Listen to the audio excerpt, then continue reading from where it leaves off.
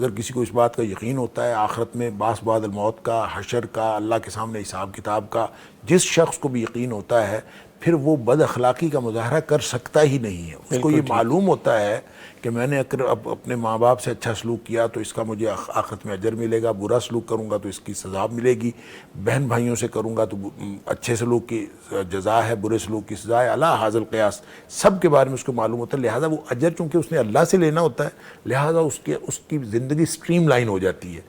اور جس شخص نے اجر یہ دیکھ کے اخلاق اچھا کرنا ہو کہ کس سے مجھے فائدہ ہے اور کس سے مجھے فائدہ نہیں ہے تو پھر وہ اس کا زندگی میں کوئی ایک معیار نہیں ہوگا، وہ اس کا معیار تو وہی ہوگا فائدے والا.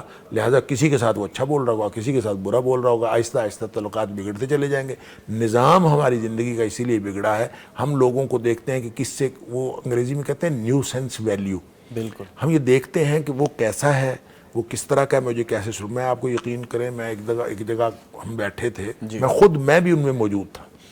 ایک بزرگ جو اب اس وقت دنیا میں نہیں ہے تو وہ اٹھ کے جانے لگے تو دو تین لوگ اٹھے کہ ہم آپ کو گاڑی تک چھوڑ آتے ہیں. انہوں نے کہا نہیں حضور بیٹھیں، آپ نہ جائیں، ہمارے ساتھ نہ جائیں، آپ بیٹھیں. نہیں جی ہم آپ کو گاڑی تک چھوڑ آتے ہیں. وہ نا ایک دو دفعہ یہ مکالمہ ہو تو وہ کہتا ہے اس نے نا چابی نکال کے، اس نے میں تو موٹر سائیکل پہ ہوں، میں گاڑی پہ ہوں ہی نہیں.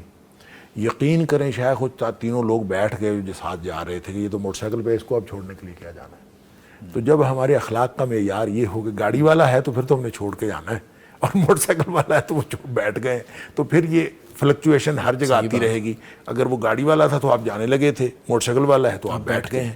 تو یہ اس کا مطلب یہ ہے کہ آپ کا معیار کیا ہے.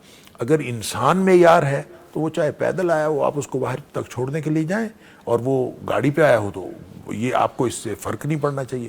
تو لہٰذا اگر آخرت کی جواب دہی کا تصور موجود ہو تو آج کل بگاڑ کی وجہ یہی محسوس ہو رہی ہے کہ لوگوں کو اپنی آخرت یاد نہیں ہے.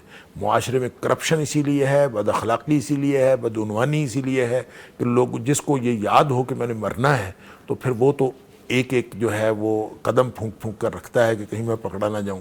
لہذا یہاں جب آپ لوگوں کی کرپشن، کہانیاں، بد اخلاقی، بدعنوانی دیکھتے ہیں تو بنیادی طور پر اس میں آخرت کا دھندلا ہوا تصور یا ایمان کی کمی ہوتی ہے. صحیح بات.